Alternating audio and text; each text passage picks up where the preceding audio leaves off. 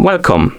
In front of me I have Huawei Watch Ultimate, and I'm gonna show you how to disconnect or how to unpair the Bluetooth headphones from this watch.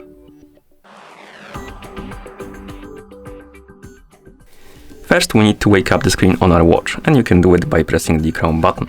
After you wake up the screen, press the crown button again to open the menu. Now scroll through the menu, find the settings icon and tap on it.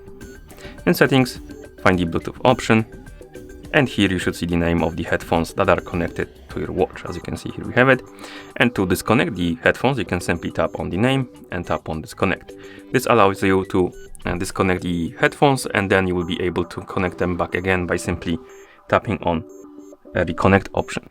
But if you want to completely remove the headphones from your watch, unpair them, tap on the name, tap on unpair, and they will be unpaired from your watch, and the headphones will disappear from the list of devices.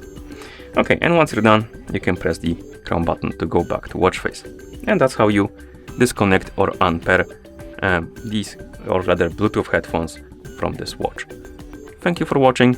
If you found this video helpful, please consider subscribing to our channel and leaving the like on the video.